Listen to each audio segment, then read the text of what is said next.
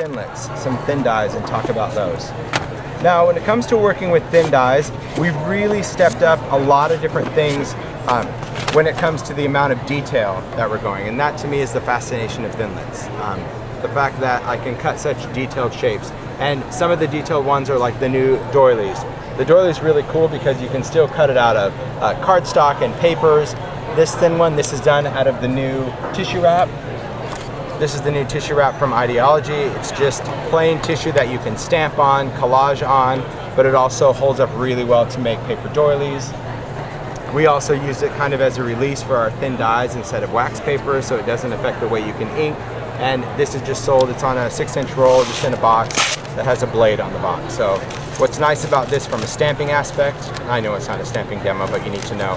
Stamp on it with a permanent ink, and when you apply the distress collage medium, this paper becomes translucent. Nice. So you can run this through a printer, you can type on it, you can stamp on it, any ink will dry on it, and then it becomes translucent when it gets wet, and it doesn't dissolve the way white tissue paper will, because it's made out of a washer. Really cool. All right, so when it comes to working with thin dies, I always say it's really simple to kind of understand what mediums you can cut. Thick dies, cut thick things. Thin dies, cut thin things. So this is really designed for paper. You can do some fabrics or some thin felts or thin foam, but really when we start getting into detail, we need to figure out what we're going to use to actually cut this design. So because these have so much detail, it is really smart to invest in the precision base plate. Now this base plate, all this is this is a metal cutting pad. So this guy replaces one of these. Remember when I was going through and running my sandwich, the sandwich always consisted of 2 cutting pads? So this guy only replaces your bottom cutting pad, so I can get that out of the way. That's my sandwich right there.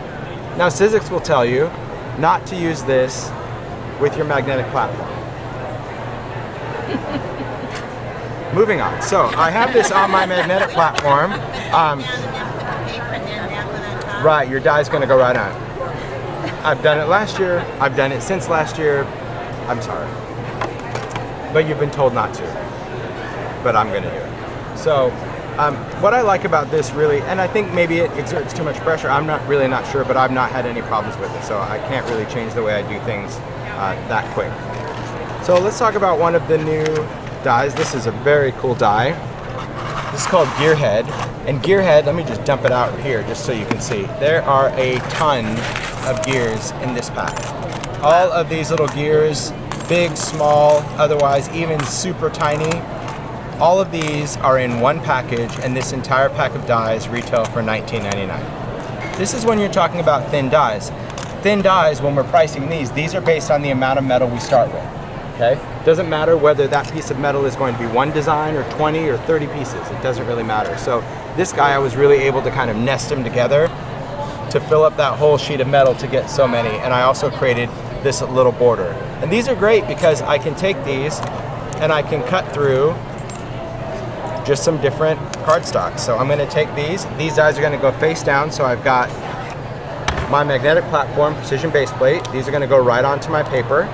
We just go die side down. And what's cool is if you're going to do a card, you can still position these to create kind of your own gear, as long as these don't overlap.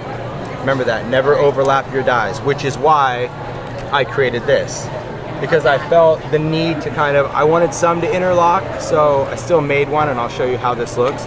But just remember, if you are going to use multiples, don't overlap your dies. That would be bad.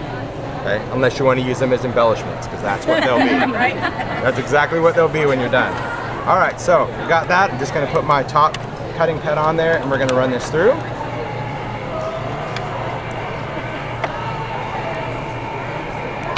All right, so once this comes out, probably lose some of those dies. Thanks, those little guys.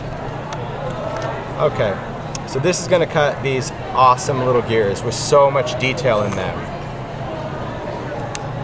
Get my die pick.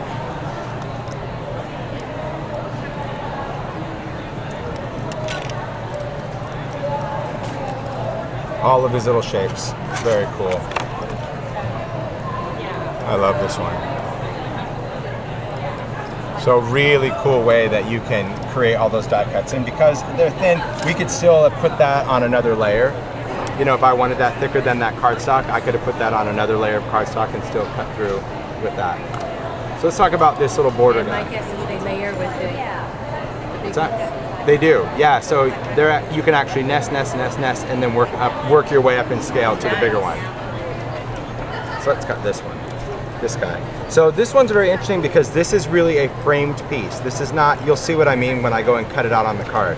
Because sometimes people expect those corner dies to remain intact, and it's really just a design preference, honestly. I just didn't want that. I really wanted just a corner piece that I could put on whatever I wanted. So this particular corner die, when I'm using it, it cuts out the whole thing. So a lot of times you have corner dies that leaves that corner connected. That is not what this die does. This, I wanted the entire piece, and I could go in and clean it out and pick it out. And there's my little brush. I'll clean some of this out. The reason I wanted to do this, so I'm just using the die brush. Remember, the die brush could also be used for cutouts.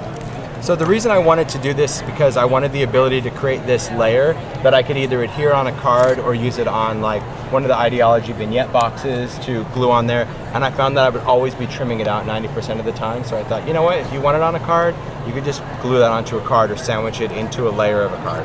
So that's why I have that cut out. So all of those are in one set. Corner, the gears, all of that. All right, moving right along. This is why Rochelle loves it when I don't, because there it stays. Be sure to like our video and subscribe to our YouTube channel, Scrap Time Videos, to be the first to see the latest videos from CHA 2016.